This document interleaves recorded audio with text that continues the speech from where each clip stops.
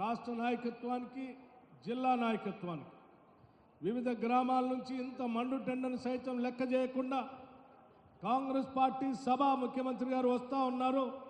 వారి సందేశం వినాలని మారుమూల ప్రాంతాల నుంచి చేసినటువంటి విశేషమైన కాంగ్రెస్ కార్యకర్తలకి, నాయకులకి, అందరికి కూడా, వివిధ రాజకీయ పార్టీల నాయకులకు కూడా ముందుగా నా హృదయపూర్వకమైనటువంటి నమస్కారాలు తెలియజేస్తా ఉన్నాను.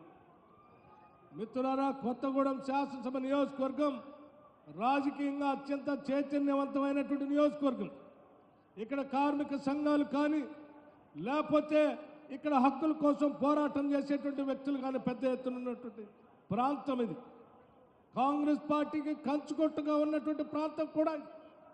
గత శాసనసభ ఎన్నికల సందర్భంలో కాంగ్రెస్ పార్టీ మిత్రపక్షంగా ఉన్నటువంటి సిపిఐ పార్టీకి కోనంనేని సాంబశివరావు గారికి కాంగ్రెస్ పార్టీ అభ్యర్థిగా మనం ఇక్కడ మద్దతు ఇస్తే అత్యధిక భారీ మెజారిటీతో గెలిపించినటువంటి మీ అందరికీ మరొక్కసారి నా హృదయపూర్వకమైనటువంటి ధన్యవాదాలు తెలియజేస్తూ, రాబోయే లోక్సభ ఎన్నికల్లో కూడా అదే స్థాయిలో మిత్రపక్షాలు సిపిఐ పార్టీ కానీ, సిపిఎం పార్టీ కానీ, కాంగ్రెస్ పార్టీ కార్యకర్తల నాయకులు కూడా పెద్ద ఎత్తున ఆ మెజారిటీని మించి భారీ మెజారిటీతో కొత్తగూడెం శాసనసభ స్థానం నుంచి గెలిపించాలని మీ అందరికీ నేను విజ్ఞప్తి చేస్తా ఉన్నాను.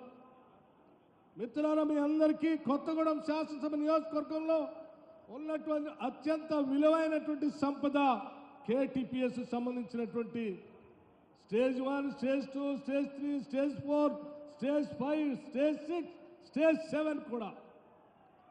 అట్లాగే సింగరేణికి సంబంధించినటువంటి, బొగ్గుబాయిలకు సంబంధించినటువంటి సంస్థ కూడా ఇదే ప్రాంతంలో హెడ్ క్వార్టర్లో ఉన్నటువంటి విషయం మీ అందరికీ తెలిసింది. మీ అందరికీ నేను ఒకటే విజ్ఞప్తి చేస్తా ఉన్నాను.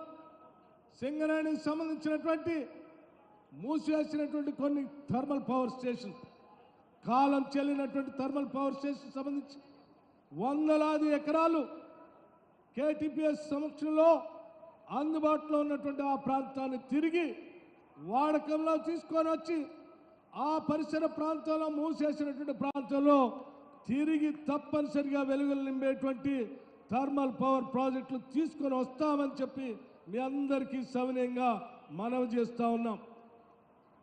అట్లాగే ఒక పెద్ద మనిషి రాష్ట్ర వ్యాప్తంగా ఎన్నికల్లో పూర్తిగా ఓడిపోయి ఫామ్ హౌస్ పోయి పడుకున్నటువంటి పెద్ద మనిషి తగుదనమ్మా అని చెప్పి ఈ మధ్య కర్ర పట్టుకొని రాష్ట్రం అంతా తిరుగుతూ చెప్తా ఉన్నాడు.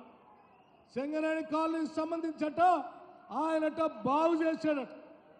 అరే, వారి కాలం మొత్తం సింగరేణికి సంబంధించి పెద్ద ఎత్తున కార్మికులు రావాల్సినటువంటి ఎటువంటి లాభాలు ఇవ్వకుండా, కార్మికులు రావాల్సినటువంటి సంక్షేమ కార్యక్రమాలని చేయకుండా, సింగరేణికి సంబంధించిన బొగ్గు బావుల్ని సింగరేణికి రాకుండా 10 సంవత్సరాలు మొద్దు నిద్రపోయినటువంటి బీఆర్ పార్టీ సంబంధించిన నాయకత్వం ఈరోజు తగుదనమ్మా అని బయటకు వచ్చి మాట్లాడుతూ ఉన్నారు. కాంగ్రెస్ పార్టీ పక్షాన మీ అందరికీ మాటిస్తా ఉన్నాం. యావత్ మంత్రివర్గం మొత్తం కూడా సింగరేణి పరిసర ప్రాంతాల్లో ఉన్నటువంటి ఏ ఒక్క బొగ్గు బాయిల్ కూడా సింగరేణి కాకుండా వేరే ప్రైవేటు వ్యక్తులకి పోయేటట్టుగా చేయం, సింగరేణిని కాపాడుతామని చెప్పి మీ అందరికీ సవినయంగా మనవి చేస్తా ఉన్నాం. అత్యంత చారిత్రాత్మకమైనటువంటి ఒక నిర్ణయం కూడా ఈ సందర్భంగా మీ అందరికీ గుర్తు చేయాలి.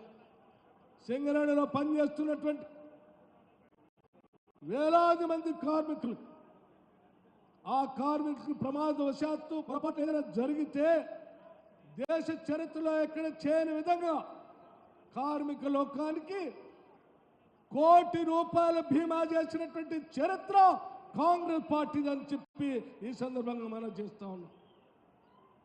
కాంగ్రెస్ ప్రభుత్వం వచ్చిన దగ్గర నుంచి నేటి వరకు ఒక్క క్షణం కూడా, రెప్పపాటు కూడా కరెంటు పోకుండా నిరంతరం కరెంటు ఇస్తున్నటువంటి చరిత్ర కూడా కాంగ్రెస్ ప్రభుత్వాన్ని అని చెప్పి మీ అందరికీ సవినయంగా మనం చేస్తా ఉన్నాం. రేపొద్దున కొత్తగూడెం పరిసర ప్రాంతంలో ఉన్నటువంటి స్పాంగ్ ఏరియాకు సంబంధించినటువంటి ప్రాజెక్టులు కూడా తిరిగి తెరిపిస్తాం, ఇక్కడ ఉద్యోగ అవకాశాలు కల్పిస్తామని కూడా ఈ సందర్భంగా మనం చేస్తా ఉన్నాం. సింగరేణి పరిసర ప్రాంతాల్లో ఉన్నటువంటి దళిత గిరిజనులందరికీ పెద్ద ఎత్తున పిలిపిస్తా ఉన్నాం. ఈరోజు దేశంలో భారతీయ జనతా పార్టీ దళిత గిరిజనులకు సంబంధించిందే కాకుండా బలహీన వర్గాలకు సంబంధించిన ఓబీసీలకు సంబంధించిన విలువైనటువంటి ఆస్తుల్ని వ్యవస్థల్ని రిజర్వేషన్లకు కూడా వాళ్ళకి లేకుండా చేయాలనేటువంటి ఒక పెద్ద ఎత్తున కుట్ర జరుగుతాం. ఆ కుట్రకు సంబంధించే మన ప్రియతమ నాయకుడు రాహుల్ గాంధీ గారు పెద్ద ఎత్తున కన్యాకుమారి నుంచి కాశ్మీర్ గురించి మాట్లాడుతూ భారతీయ జనతా పార్టీ భారత రాజ్యాంగాన్ని మార్చడానికి ప్రయత్నం చేస్తాం, రిజర్వేషన్లు తొలగించడానికి ప్రయత్నం చేస్తాం. వాటి కోసం మేము కట్టుబడి ఉంటాం, నిలబడతాం, మీ అందరికీ రక్షణగా ఉంటామని ఆయన చెప్పినటువంటి మాటనే మన ముఖ్యమంత్రి రేవంత్ రెడ్డి గారు కూడా అదే మాట చెప్పారు. ఏ తప్పు కాదే. ఈ దేశంలో ఉన్నటువంటి కోట్లాది మంది దళిత గిరిజనుల రిజర్వేషన్ ఆనాటి కాంగ్రెస్ ప్రభుత్వం భారత రాజ్యాంగం ద్వారా అందిస్తే ఈరోజు భారతీయ జనతా పార్టీ తొలగిస్తా ఉందని చెప్తే దాన్ని పోరాటం చేస్తాం, కాపాడుతామని ఈ రాష్ట్ర ముఖ్యమంత్రి చెప్తే అది తప్పన్నట్టుగా తప్పుడు కేసు పెట్టి ఢిల్లీకి పిలిపిస్తారా? ఏం కాంగ్రెస్ పార్టీ నాయకత్వం మీరు ఢిల్లీకి పిలిపిస్తే భయపడుతుందని మీరు భావిస్తే చాలా పొరపాటు అని కూడా ఈ సందర్భంగా చెప్తా ఉన్నాం. రవి అస్తమించినటువంటి బ్రిటిష్ సామ్రాజ్యానికి ఎదురొడ్డి గుండెల అడ్డం నిలబెట్టి కాల్చండరాని అడ్డం తిరిగిన కాంగ్రెస్ నాయకత్వం ఆఫ్టర్ ఆల్ మీరు ఢిల్లీకి పిలిస్తే ముఖ్యమంత్రిని భయపడతారని మీరు భావిస్తే పొరపాటు. తప్పనిసరిగా రిజర్వేషన్ కోసం కాంగ్రెస్ పార్టీ నిలబడుతుంది. రేవంత్ రెడ్డి గారు చెప్పినటువంటి నినాదాన్ని తప్పనిసరిగా యావత్ కాంగ్రెస్ పార్టీ కట్టుబడి ఉందని కూడా ఈ సందర్భంగా మీ అందరికీ మనవి చేస్తూ ఈ పరిసర ప్రాంతాల్లో ఉన్నటువంటి దళిత గిరిజన సోదరులు మహిళలందరికీ కూడా మేము మాటిస్తా ఉన్నాం. రాబోయే 5 సంవత్సరాల్లో సంవత్సరానికి 20,000 లెక్క 1,00,000 కోట్ల రూపాయలు వడ్డీ లేని రుణాల్ని డ్వాక్రా సంఘాలకు ఇచ్చేటువంటి కార్యక్రమాన్ని చేపట్టాం. వచ్చిన నాటి నుంచి అనేక కార్యక్రమాలు చేశాం. ఆర్థిక క్రమశిక్షణతో రాష్ట్రాన్ని ముందుకు తీసుకొని పోతా ఉన్నాం. ఈరోజు రాష్ట్ర ప్రభుత్వం మాట్లాడుతుంది అది ఇట్లేదు ఇది ఇట్లేదు. ఏది ఇట్లేదో ముఖ్యమంత్రి గారు చెప్తారు, ఎప్పటి వరకు చేస్తున్నాం అనేది కూడా స్పష్టంగా మీలాంటి తప్పుడు అబద్ధాలు ప్రచారం చేస్తే చూస్తూ ఊరుకోవడానికి రాష్ట్ర ప్రజలు సిద్ధంగా లేరు. మీరు ఎన్ని అడ్డంకులు పెట్టినా ప్రజలకు మేము ఇచ్చినటువంటి హామీలను అమలు చేసి తీరుతాం. అమలు చేసే ప్రక్రియలోనే మహిళలకు ఉచితంగా బస్సు దగ్గర నుంచి 200 యూనిట్ లోపల ఇచ్చేటువంటి ఉచిత కరెంట్ని అమలు చేసుకుంటూ పోయాం. రేపొద్దున కూడా మిగతాయి కూడా చేస్తాం.